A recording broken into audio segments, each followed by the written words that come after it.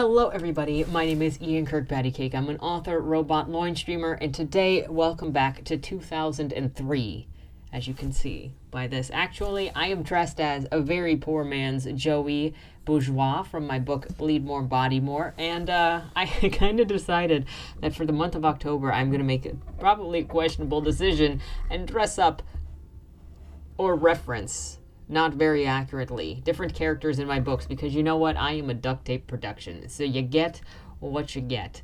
But we got the hair ish, no streaks, we got the lip ring, we got the hoodie, we got my poorly done makeup job, so here we are.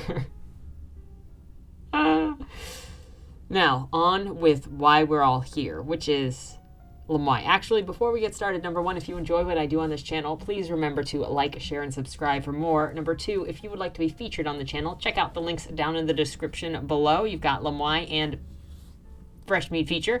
Mae will be located in a Linktree link. That way it changes on all of my videos every single time. So even if you watch this, in December, you'll still get the most recent Mae link at the top of the Linktree. And then Mae is just the monthly prompt here on the channel, where I give you a prompt, you write a story, submit it, and we read it and just have a good time with everybody's creativity on the channel here. And then number two is, if you are an indie author with a book out there, submit your first chapter and your cover page, your book cover, and I'll read them here on the channel, hopefully to help readers find new books. So there's that. Number three is, if you would like to read or rip any of my books, bless me with a beating. All of my books are available at your favorite retailers, links also down below, and you can request them at your local library. So all that said, everything is down below, and we're going to jump into what we're all here today for, which is Mae. Now, the prompt that I gave y'all last month was seasonally appropriate. Clearly you guys liked it, because y'all sent me the most responses I have ever received before, so thank you. And what was that prompt? A story about a bizarre, strange, or incredible fear. So with that said, let's get started. The first story is by Mike Vanhoose. Are you serious? Is that even, a thing? Her eyes widened as she spoke. It was unnerving. I'd never been comfortable talking about it. Yes, I wish this was made up. I rubbed my eyes with the meaty part of my hand. It's as real as you and me sitting here. I could hear her giggle. Oh my God, Bobby, I'm sorry. I didn't mean to laugh. It's just that I knew the rest. Yeah, Jess, I get it. It sounds fucked up, some lunatic afraid to sleep. Believe me, you're not the first to want to bail for it. I could see it now. Wait a second. I never said anything about leaving. We've dated for 6 months. Why haven't you said anything before? Her smile was gone, replaced by concern, pity. She sat closer to me. It's a hard story. My teeth clenched together hard enough to make my head hurt. Or was it because I'd been awake for 72 hours? It's a hard, depressing story. I waited for a cue.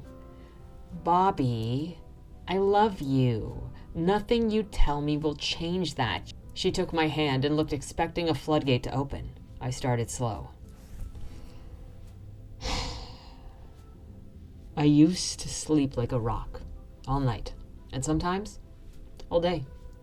Started sometime close to my 7th birthday. My parents bought me a puppy. I named him Hank. I smile at the vague memory of the little beagle pup. He should have been my best friend. I never knew you had a dog. Jess, again, waiting for more. He left not long after my birthday. I went to sleep, and the next morning he was gone. I never saw him again. My parents never spoke to me about him, ever. I took a moment. This part never got any easier. My parents abused me. I could feel tears rimming as I spoke. I would go to bed at night and wake up chained to the bed. They would leave me like that for days. Oh, baby, I'm so sorry. How long did this go on? Until I left. I was homeschooled. The authorities were never alerted. I was an invisible kid. Did they ever give you a reason? Jess cried as she spoke. Only that it was for my own good. I tried to remember the last time I spoke to them. I couldn't. I wondered why you never mentioned them before. Are they still alive? She took my hand. It felt good. Soft. I don't think so. I blocked most of my childhood out. I don't remember them dying, but I'm sure they're dead. So much of my brain was fried. I didn't remember years, decades. Would you try therapy with me? I want to help. She was a wonderful woman. The kind to take home to meet your mother if she wasn't the kind of mother who strapped you to bed 5 nights a week. Sure. I gave a weak smile. I'd tried therapy before with no results. I was still scared as shit of going to bed to sleep. I could feel it now with Jess. I'd never been with anyone as long as her. She felt like my special person. I would try it for her. I let her lead me to the bedroom. It was 3 a.m. I'd been awake for 75 hours. The bright rays shone through the window, blinding me awake. I'd been asleep for how long? Looking at the alarm clock, it read 1:25 p.m. Almost 10 hours. Almost 10 and a half hours. My throat was on fire, and my head was exploding. Jess was gone to work. I texted her and heard her phone buzz beside me. She forgot to take it. No matter. I called her office and was greeted by the office answering machine. No one was available to take my call. Jess would be pissed. I tried to call her back. Robert Vance, this is Detective Lincoln Kincaid. I'd like to have a word with you. His blistering tone and heavy knock sounded like thunder inside my already turbulent head. I practically fell through the apartment trying to get to the door. Anything to stop that knocking. Can I help you, Detective? I already forgot his name. May I come in? His gruff manner was off-putting. I opened the door and showed him to what passes for my apartment living room. I took a seat on the chair beside him. Getting straight to business, he pulled a picture from his jacket and handed it to me. Do you know this young lady? I reached for the picture. Shock must have registered on my face. I saw him grin with smug satisfaction. Of course I do. It's my girlfriend, Jess. Is this some kind of joke? I wish it were. This young lady was found murdered this morning. She's been missing for 4 days. 4 days? That's not possible. She was here last night. Try calling her work. She'll tell you. I was stunned. Mr. Vance, banks aren't open on Sundays. Sunday? This is Thursday. I sounded weak. Flashes in my mind began as he spoke. Late Wednesday night, early Thursday morning. Brackish water. My car, rope, a knife. My neck burned. My hand mindlessly rubbed it and found several few deep scratches. Mr. Vance, can you tell me your whereabouts the early morning of Thursday of this week, approximately 3 to 6 a.m.? Was it Sunday? Had he slept for 4 days? What were these flashbacks of? Where was Jess? Were my blackouts real? Oh God, did my parents strap me down for my good or theirs? Mr. Vance, your whereabouts? His questioning brought a piece of clarity to my mind. He wanted to know again. If I could account for the hours of 3 a.m. to 6 a.m. Thursday morning. Fuck. I think I can. I cried as I choked on my words. I think I maybe need a lawyer. That had a great build, Mike Lance. Great build of tension, great build of suspense, and the keeping of the mystery from the perspective of an unreliable narrator. Great job. And the dialogue was great. Just the flow, you got, great job. What an opener. The next story is by Allison Miller. I was a little more prepared for the pain this time, but that didn't make it hurt any less. It, as the plebeians would say, sucked. I know that healing her face wouldn't undo my eternal punishment, but it can't hurt. I knew I was doomed to see the earth fall, turn to dust, and watch the universe fade into blackness until nothing but useless matter exists. I need to get back to the other side, the side of the living. I shouldn't even be able to touch these people, heal or hurt them, but I can. And as painful as it is, I'll have to rebuild myself. So far, I could only stand a day at a time. I wanted to take my hand and heal what my father had done.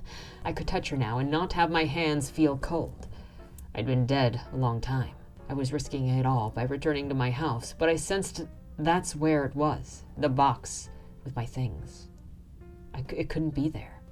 The place was crawling with police. One especially obliging gentleman assisting her into the old part of the house.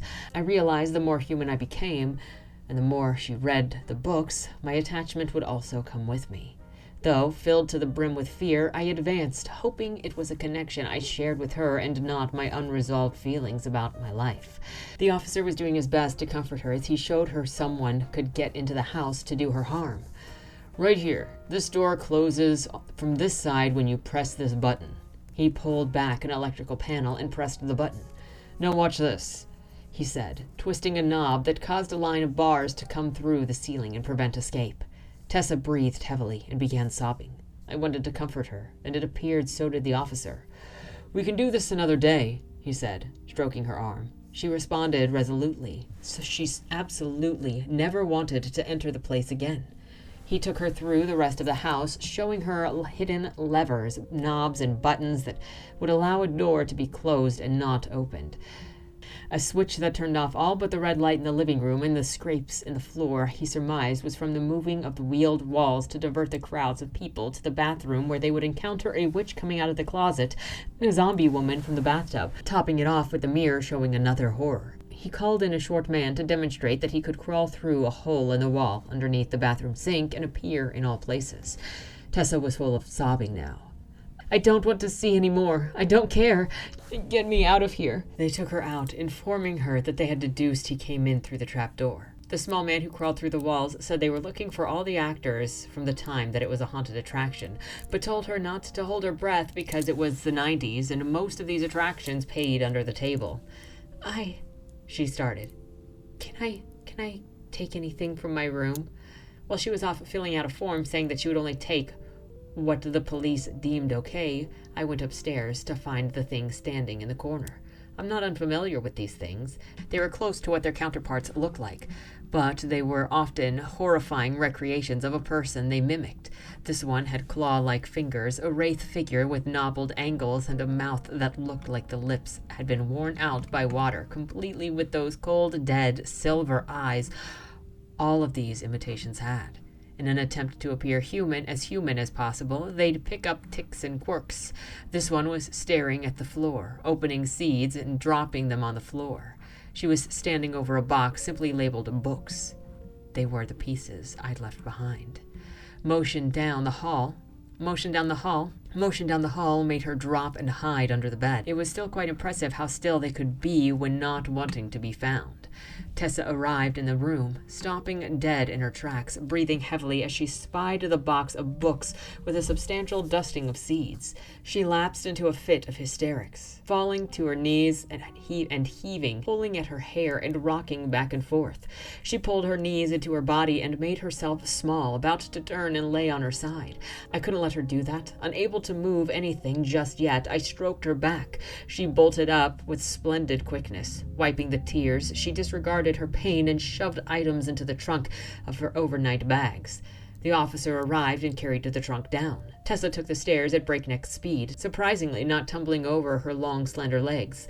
I watched her run out the front door, pushing it open so forcefully the vibration of it knocked a glass knick-knack on the ground. It had to be done. I couldn't let her see that thing under her bed. She had the officers help her load her trunk overnight bag into the back of her car. The small officer came to her. He pulled a card from his pocket and handed it to her.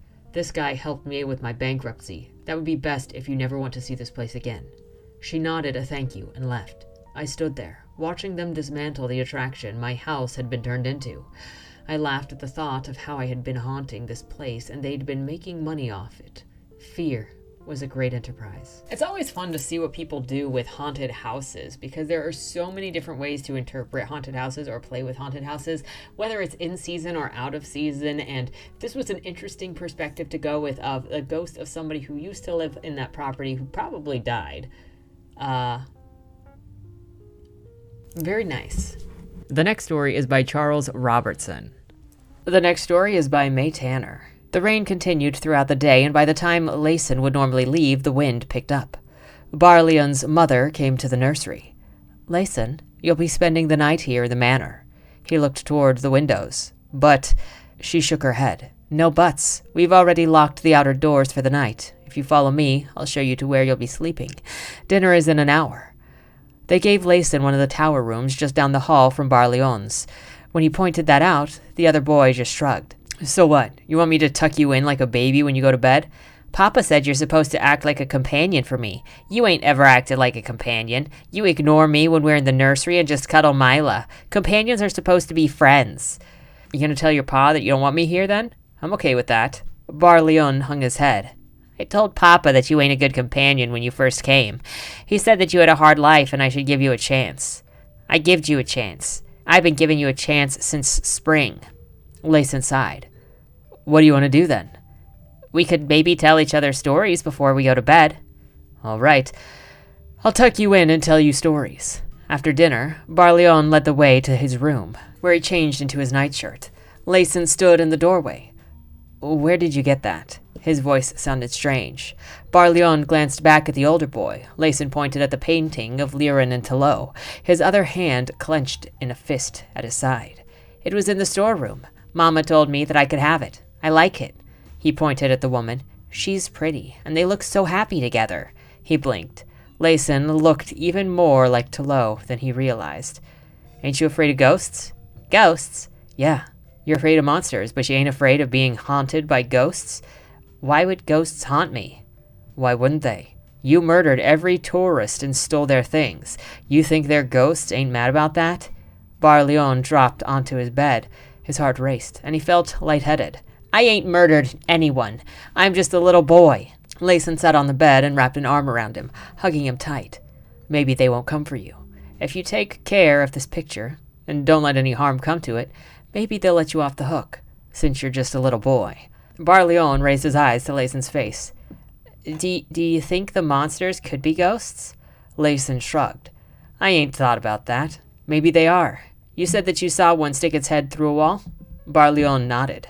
Well, ghosts can walk through walls. I see ghosts in the slums sometimes. They don't bother us, because they died long before we moved there.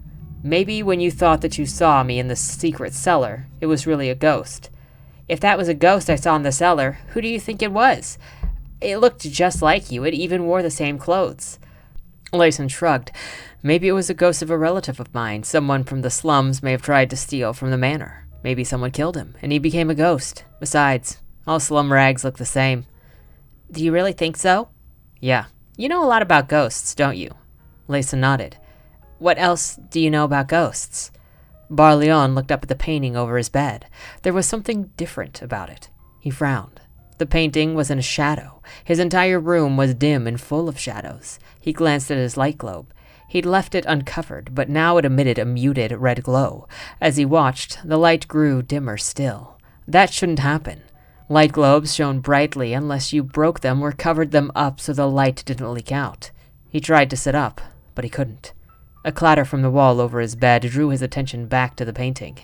The people in the picture had turned into skeletons and were staring down at him through empty eye sockets. The skeleton that had been Talo pointed at him. He screamed and sat up. Everything in his room was as it was supposed to be. The light globe shone as bright as it had when Layson left his room and he'd lain down to sleep. His heart was in his throat. Bar Leon peered up at the painting. Liren and Talo gazed at each other's eyes as they had always before. I feel like this is a story that is, like, adjacent to the people in the painting. Like, the painting people might have their own story from somewhere else, and then this story was written with the assistance of the existence of the people in the painting. I don't know, but this feels like a larger thing, and the atmosphere in here is great. Awesome job, Mae Tanner. The next story is by Egao Chan, The King. I am sorry for anybody who follows after this. This is just how it goes sometimes. Oh my gosh, hair, get in place. Moments more. It was mail delivery day. Michael woke up with a heart full of anticipation, and unlike his usual routine, he needed a shave, take a shower, clean up, and make himself more presentable and sociable than he normally would seem. He even prepared colognes for the occasion. After carefully shaving and finally leaving the bathroom, his reflection remained in the mirror and continued shaving. Before long, his reflection stopped shaving hairs and started shaving the skin and muscles off his face. When he tried to pick his clothes up for the occasion, he laid them on his side of the bed, even though the other side was just beside the closet, because a pale woman who kept vomiting blood and bleeding through her eyes was laying there, staring at him, croaking and coughing. This started out at like a 10.5 out of 5, Egao. Some pale hands, crawling with dark veins, reached out from under his bed, trying to take some of his clothes away, but he managed to pick just the right ones to wear before they disappeared. There was still some time left, so he decided to wait for the mailman with a full stomach. It'd be hard for anyone else to take eggs and spring onions out from the fridge full of giggling and staring heads, but he did it without trouble. The coffee machine stopped dripping just when the doorbell started ringing and Michael slid the fragrant omelet onto his plate. He wiped his hands clean, pushed his cat with only half a face under the sofa with his feet, and rushed to the door. It was a younger mailman who seemed barely old enough to drink and appeared to be a little tired and nervous when he saw Michael. Hi, Tim, the young mailman said as he handed over a small brown envelope and a clipboard to Michael. Here's your priority mail. Please sign here. Where? Where's the other guy? Michael hesitated for a brief moment, but still took the envelope and signed his name on the clipboard. You mean Phil? Tim scratched his head. Yeah, sorry. He called out sick yesterday and still could not make it, so I got assigned his route. It's my first time here, so sorry for being a little late. Oh, no, you're fine. Michael tried to squeeze out a smile and stepped to the side slightly. You want some coffee? Best coffee in the neighborhood, freshly brewed. And I have made an omelet as well. Oh, God. Tim looked at Michael's house, tempted.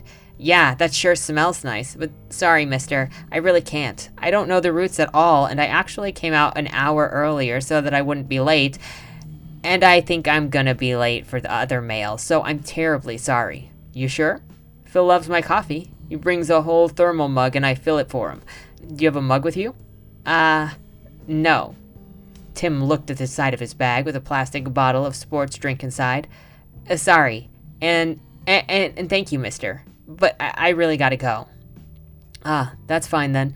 Be on your way. Be careful. Michael tried to hide his disappointment.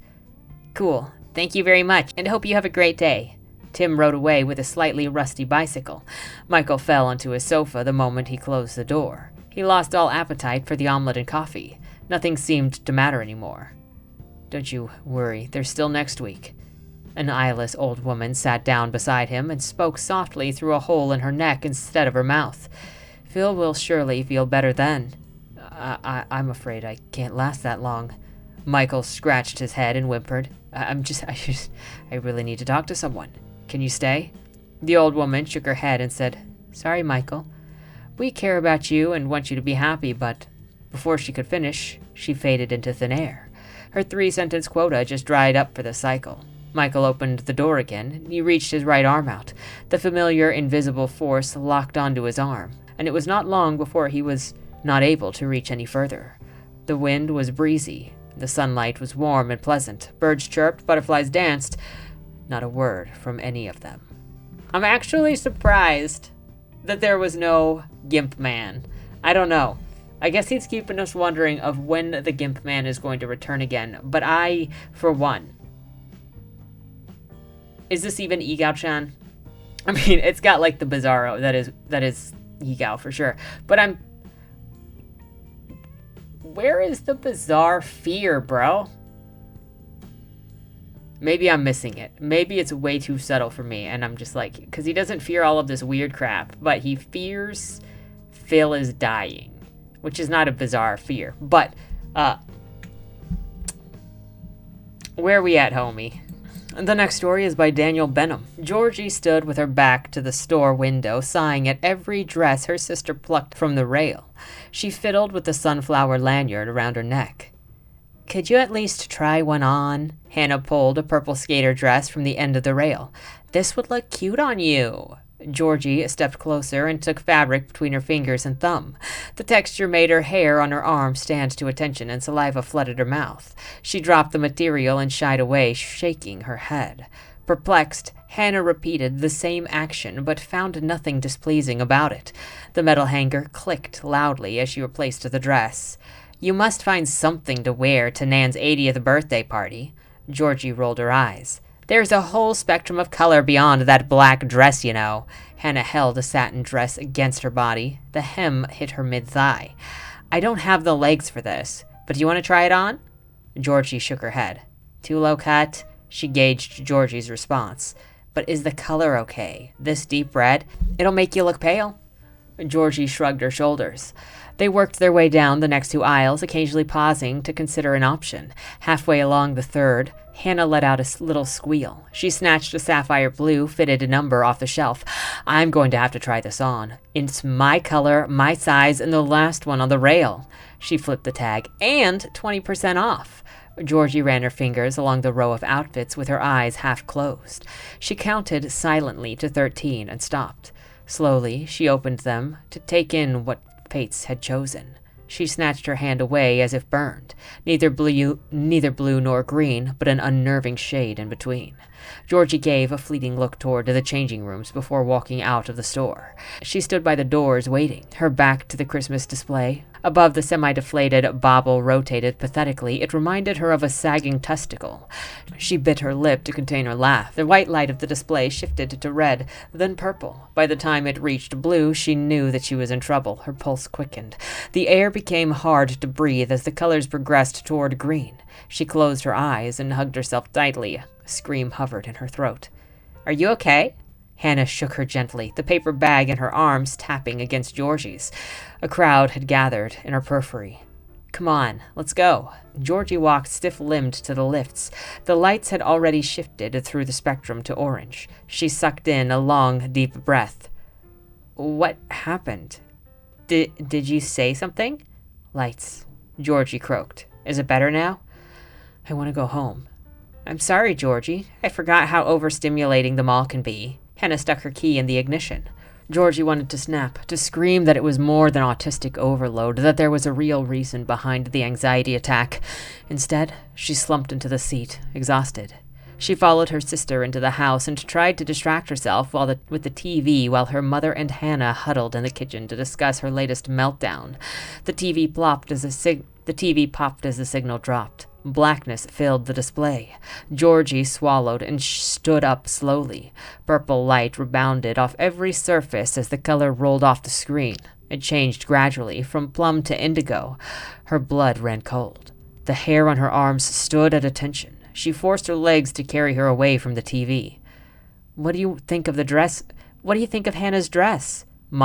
Her mom asked as she stepped into the kitchen. Hannah twirled slowly so Georgie could take in the outfit. It clung to her curves, and the sequins gave a glittering effect under the LED spotlights.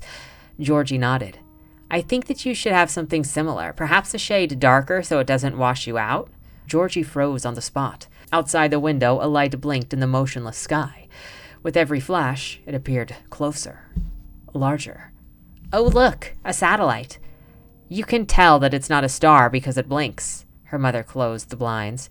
Georgie nodded and walked toward the back door. The light followed. It flickered, a brilliant white light at the end of the garden path. She backed into the downstairs toilet and locked the door. A slither of warm light filtered in through the gap under the door. She pulled the towels off the rail and stuck them in the gap. With no window and the only entrance blocked of all light, she relaxed. The pitch black comforted her.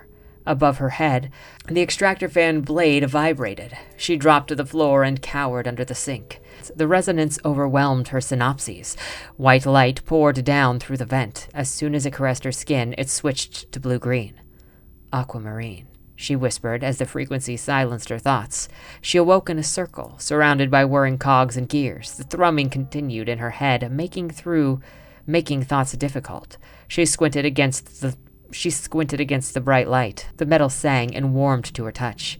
You've been avoiding us. The figure stepped forward. It stretched over 10 feet in height, clad in a silvery overall that clung to his thin frame. He crouched down beside her. Did you forget the purpose of the experiment? Georgie looked up into his large, almond-shaped eyes. The bioluminescence gave them a metallic gleam. A wealth of knowledge flooded her brain as she stared at them. They have more to learn. The figure nodded. How many lifetimes has it been? They still have not outgrown their poor temperaments? He helped her up off the floor. You understand now why I can't only grade this as a C-. This has a very interesting tension to it. I want to know more about this. Like to see more about where it's going and what it's doing. That's really all that I have, is that like the atmosphere is great, the carry-through is great, and I want to know more about what is going on. So the next But the next story is by Gecklo. I got you, homie. Please forgive me for my transgressions. If God was just practicing with owls, he should have stopped there. But as he is merciful to us, I forgive him in turn for the error of succeeding them. But I would never forgive the creatures themselves. Their heads should stop. Monsters, the lot of them. I can no longer stand to see them on the streets anymore. I cannot accept them, nor should anybody. It's ungodly, a tragic mistake of matter. I wake up breathless in my sheets each night, clasping at my skin, my gift from nature, to make sure I've gained no feathers. I see visions of them tearing off my head and replacing it with ones of their own. I saw on the news last night a story about how a newer generation are friendlier than them. They're allowed to be teachers now, standing in a classroom with their endless spinning faces right in front of the children. And everyone is fine with them, that blasphemous fucking spin. Like living saw blades, without the enthusiasm to keep the pace. It's a slow, blood-curdling twist. It never ends. The world may have forgotten black magic, but one devout as me can easily spot such blights. The newer generation are mere cattle, and frankly, they deserve what's coming for them. Theirs is a fate befitting of buffoons, but not me. And if the cycling necks weren't enough, the 3 nightmarish faces should have been a red flag. They should have been shot down like any other bird. Sentience be damned. You are born with rights not given them. Bright and early today I made steel of my soul, resolved to make the statements that our world was too pathetic to say aloud. I would stop them, as many as I could, from my lord. Any public place would do, the shopping mall with plenty riddled with them. I knew that it would look good in the papers. To point out the products they purchased is just theft from humanity's needs. Yes, it would look good in the papers. By truck, it's just a few minutes away, but I waited till my guiding sun was at its highest point in the sky. It is the golden hour by which all crusades are blessed. I needed to just barely enter the front doors to see several options. But quickly, I narrowed on to perfect examples, a trio of bastards imitating a classic American family. If there's anything more disturbing to me than one of the big ones, it's the young ones. Nothing is more innocent than childhood, so nothing is more insulting than a mockery. I stormed right up to the tallest one, dressed in a Hawaiian shirt and grotesque sandals. Its face mimicked a smile to me, and asked me what they could help me with. I could have vomited on the spot. To think that I was worried about them, anticipating the possibility of freezing up. But that bliss that I have confronted my terrors head on, without hesitation. I tell you, without a millisecond of slip. I grabbed onto it so tight my ancestors should have witnessed it. My hands around a beak each, I would, with the strength of my faith, hold the beast still. Screaming was a foregone conclusion. A scene was exactly what I wanted. Its man-shaped arms were weak to struggle and pull me off. I have aged decades, but akin to wine. I never gave up the irons, for the Lord would want me strong for an event like this. Not even the added desperate attempts at assistance from its imitations of child and wife, shouting such maddening frequencies, could rip me from that thing.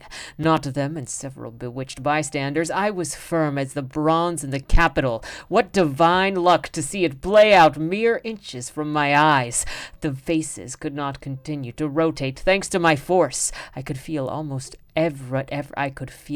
whatever mechanism in its neck that persists in its frivolous task, trying so hard to move against my unbreakable locks. It didn't take long for blood to start streaming down in rivers between the feathers below its head. I could feel the shaking tremors of the creature as its life faded, signaling to me that I'd indeed made it suffer. It fell to the ground fast, and the grin on my face was faster. I turned to the offspring, held tightly by its frightened mother, ready to start the process again, shaking off several humans that continued to attempt fruitlessly to restrain me.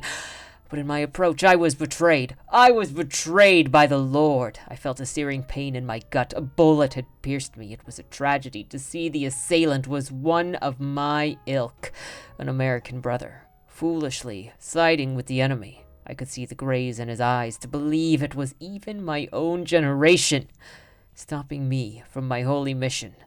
He shot again, and 4 times more till his chamber was emptied.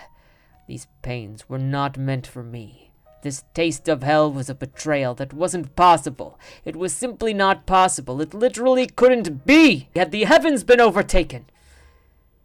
Was in the sky. Who was in the sky? Who in the sky had failed to protect me? Haven't I shown my dedication to justice? I have committed for such an age. Why? Why?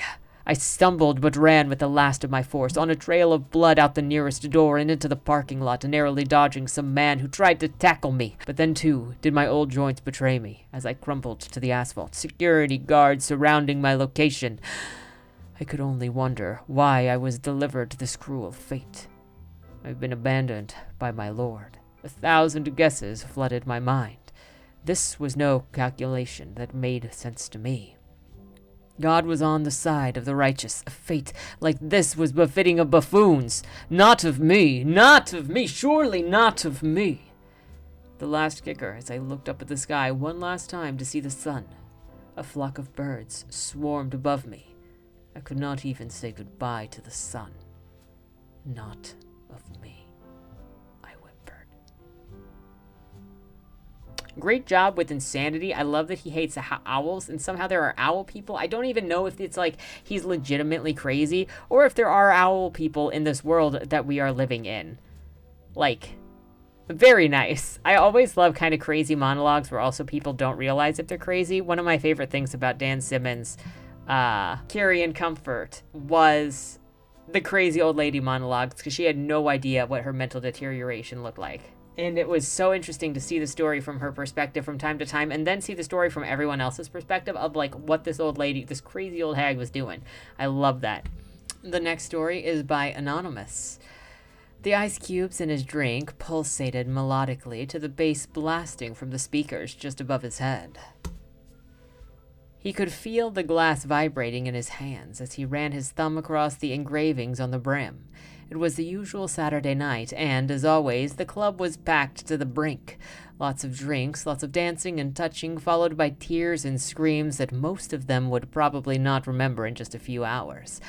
And here he was drunk, with a headache that felt like someone had whacked him over the head, asking him what he was doing with his life. After all, spending every day and night on the same seat, watching the same old dramas unfold before his eyes was anything but stimulating. How many years had it been by now? When did he last leave this place? Was it 6 or 7 years ago? The first few months had been hard on him, but after a while he had gotten used to it. Spending his days and nights in the same dark and obscure place, surrounded by nothing but strangers, made him lose track of time. Most nights were the same, just with different faces. He had wondered before what would happen if he just did it. If he just left the place and never came back, would they be happy to see him again? Would they accept him? They once did. So could they do it again? So they could do it again, right? He sighed. Of course they wouldn't. He remembered it all too well. The hatred, the screams, the embarrassment, and the feeling of loneliness as he left with nothing but his own reflection. And as he looked into a mirror, he could have sworn it was the devil looking at him. He ran, but the demon followed him. He could see it in the windows of the shops he used to frequent, in his eyes, in the eyes of his loving mother that looked at him in disappointment, and even in the puddles left after days of rain. It was haunting him. There was no escape. Everywhere he went, it followed. Hollow eyes, void of life, watching as he was searching for a way to escape. But he knew. The devil was staring into his dead eyes. That was him. The people saw it. He was the only one willing to see it. So he searched for a place where his reflection didn't exist, a dark and obscure place where faces changed every time the sun went down.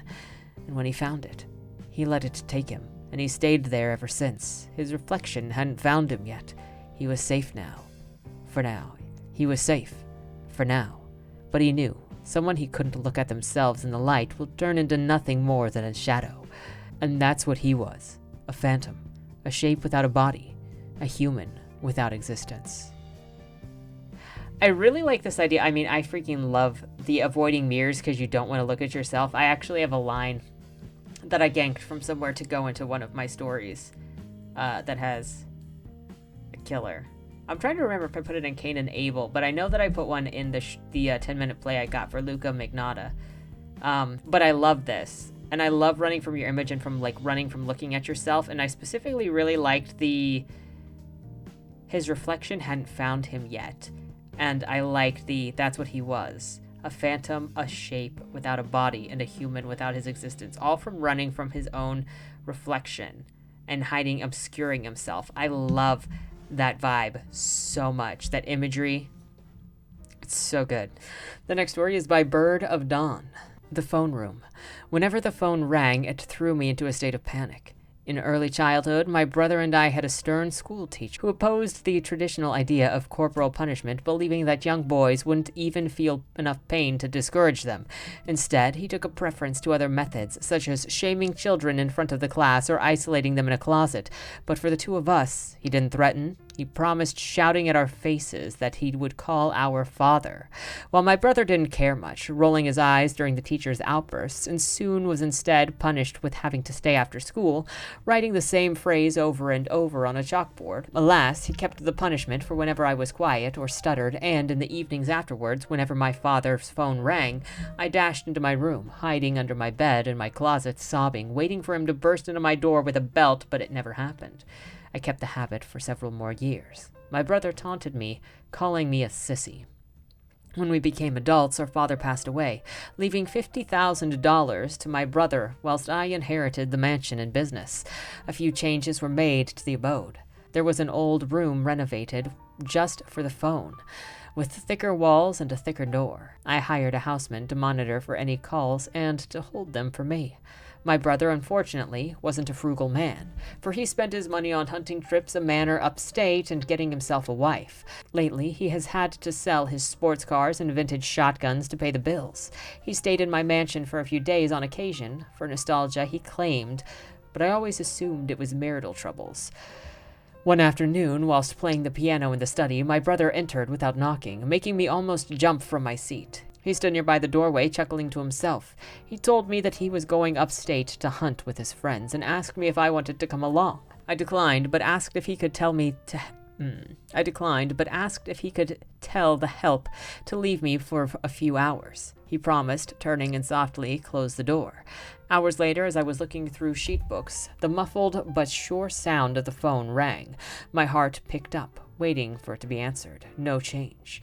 After a minute, I grabbed a random book, Deep in the Heart, Dear, and played it. The phone still rang. I played faster, my sweaty fingers missing several keys toward the end of the piece. The music became incomprehensible, my trembling hands corrupting it into a mismatch of random keys. There still was the rhythmic long ring, ring, ring at the end. I slammed the piano, screaming, if anyone would pick up the phone. I stormed out of the room, panting, covering my ears. There was nothing in the hallway. I went to the kitchen, bedrooms, drawing rooms, head spinning. No one. Ring, ring, ring. I felt like a cord was tying itself to my neck and chest and pushing tears out of my eyes. While pacing around the mansion, unthinking, I passed a set of stairs. At the bottom was a thick door, opened to a shadowy phone room. Ring, ring, ring. The unnatural, metallic, loud ringing filled my mind. I entered the room, turning the light on. My blurred vision focused on the phone. I picked up the cold receiver, my hand shaking. Though my mind raced, I managed to choke out a sob. I picked up the cold phone and sobbed, unable to speak. On the other side of the receiver was a woman sighing with relief before hanging up. The door clicked shut behind me. I turned to see my brother smiling, cocking his shotgun. Boom. I really like this one because it uses his irrational fear, and I guess I don't know if it's fully irrational, but it seems irrational because he never got beat when his teacher called his father. But I like that it used his fear to then trick him, and then it became part of the plot. Because I don't know if I've seen others do this quite yet in the same way, where it directly relates to what the character is happening to the character, and it directly influences how the character is assaulted. But this directly guided him It introduced the fear, it introduced the circumstances, it guided him, and then it led to consequences of having been manipulated by the fear. That makes sense, and I like that. The last one is by R.S. Alessi. No mirrors. Ashton snuck a long sidelong glance at his companion. You don't like how you look. The girl shook her head. Why not? He took one hand off the steering wheel and tapped her upturned nose. You're cute as a button. She really was. Fine-boned, with high cheekbones and pale freckled skin, glossy brown hair, and a tiny frame. If she hadn't been drinking a pint of beer at the bar, he would have guessed that she was underaged. No mirrors. The only mirror in my place is in my bathroom, and I think it's glued to the wall. Then I won't go in there. You're serious. I don't like mirrors, okay? His hand found her knee. They hadn't done much yet. Nothing, in fact, but she had expressed interest in going back to his apartment, and it was past time to get things moving in that direction. I'm running away from my dad. Ashton took his eyes off the road again, noticed that she was looking at his hand resting on her thigh. So you asking to come back to my place? Her eyes met his, a startling shade of blue, he noticed. You look like someone I can trust, she said. Yeah, sure.